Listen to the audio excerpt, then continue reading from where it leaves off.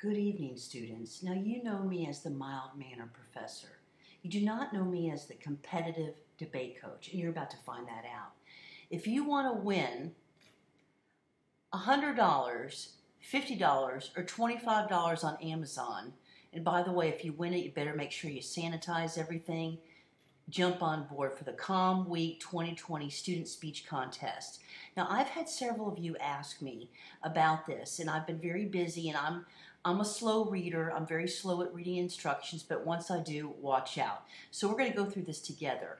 I fully intend for my classes, my students, to win this contest.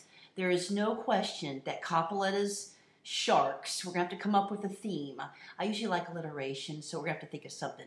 Coppoletta's cubs, but that doesn't sound tough. So, I don't know, Coppoletta's shark cubs? Y'all come up with something witty. Our class is going to be place 1, place 2, and place 3. That's $50, $100, and $25. Now, the theme is bringing people together while apart.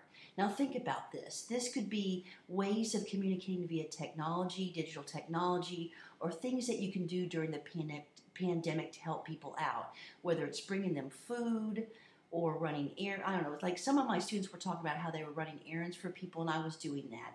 Different ways. You think to yourself now, what are some really nice, sweet things that you have done for your family or your neighbors or total strangers during the pandemic? You can use those examples, or maybe there's something your community has done, an initiative that they have pushed to help people out during the pandemic. Think of your angle on what you've done to bring people together while apart. Now, obviously, the theme of this is the pandemic, and so now the format is an informative, a special occasion, or a persuasive speech. Now, you have a myriad of examples of how you can craft either a persuasive or an informative speech. And I've given you some lectures. What are the organizational patterns for an informative speech? Well, think to yourself. That's right. It could be a topical organizational pattern. It could be a chronological organizational pattern, which might be kind of interesting because you could talk about pre-pandemic life and then once it hit and then now what's going on and what the future holds, okay? So that could be like a chronological. Spatial, you could talk about national events maybe. Well, that may be topical if you talked about like global, national, state, and local, and even within your neighborhood. So think of those. Those could be different categories you could talk about. Now, special occasion speeches, those are a very interesting animal. They're like after dinner speeches that are super funny. So if you have a funny bone, that may be your specific format of speech. Sometimes maybe you can even make a funny award. Like I want to give like the best mask. Maybe there's someone who has like a really cool mask, or like you could have talk about different masks. I don't know. I'm gonna think about this because I'm just like reading this for the first time, and I was like, you know what? I'm gonna make them a loom, and we're gonna jump on this. So, and I've asked them because I've told my colleagues I'm competitive and I intend for our classes to win. So if I get permission, I can show y'all what the form is going to be, the judge's ballot form, and then you can take a look at that, and then we'll go over that. It's going to be 3 to 4 minutes in length, and obviously you're going to practice it, and you're going to have a timer in front of you. Well, you can shoot it as many times as you want to, right? So you're going to make sure you're going to meet time. Artifacts may be used for visual aids, but no slides. So an artifact would be, holding up a cup of coffee, all right? Or whatever you think is funny. I had one student last semester who had like puppets she made, but it could be anything. And if you're going to pick an artifact, I would think of something like a metaphor, even examples of maybe you've brought food to somebody, or I don't know, I'm just kind of thinking this off the top of my head. I'll come up with some more ideas, and maybe I'll shoot you some more looms. To be eligible, you must upload and record your presentation. Upload or record. I would recommend you upload, so it's not just one take. You do as many takes as you want. To Flipgrid. I've never used Flipgrid, and I had concerns about that because it was another layer of technology, but I'm pretty sure we could figure it out and do some YouTube searches on how to do Flipgrid. Tell us who your speech teacher is. That's the shark lady. And how you heard about the contest through Blackboard, through your professor. Then it says round 1. Students will submit their speeches for review, and the top 10 speeches will move on to the next round. we're all going to, our class is going to own it, and all of us are going to be in the next round. Contestants will be notified by October 13th. Round 2. Top 10 contestants for round 1 will perform their speeches live via Zoom.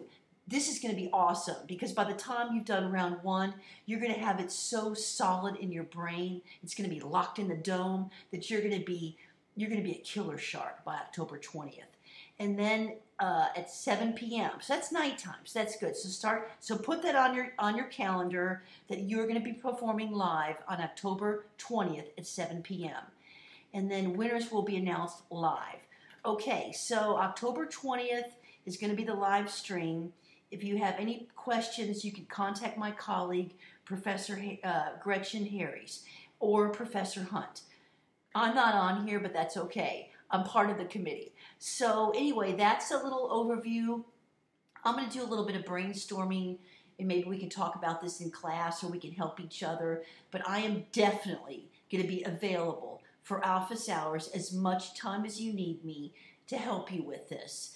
Pretty soon I'm going to have the extended office hours that I talked about for your regular class speeches.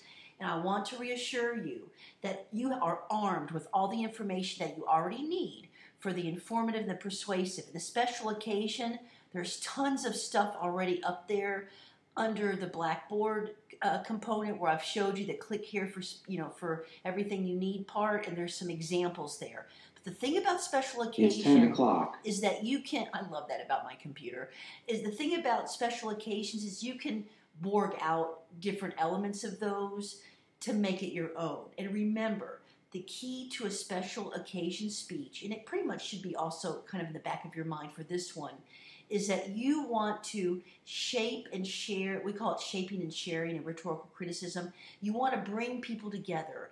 It's a unification kind of situation where you're showing how we're all very similar even though we may be different. So keep in mind now, bringing people together while apart. The other important element I want to talk about special occasion speeches is that those are heavily reliant on language. So if you like alliteration or metaphors or similes, that's going to be the animal you're going to want to utilize.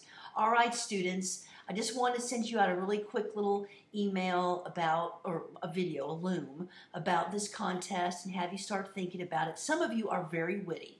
You're very funny. And I could totally see you doing like an after-dinner speech. Some of you have a very strong commitment to social engagement, and I would think the persuasive or the informative would be good for you. You could even persuade them, to start doing physical fitness and ways that you can do it together, or encouraging someone to do something, changing behavior, or starting to do something.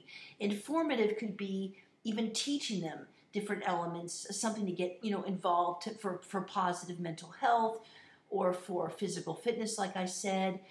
Mental health might be another category of something that you could attack in your speech. All right.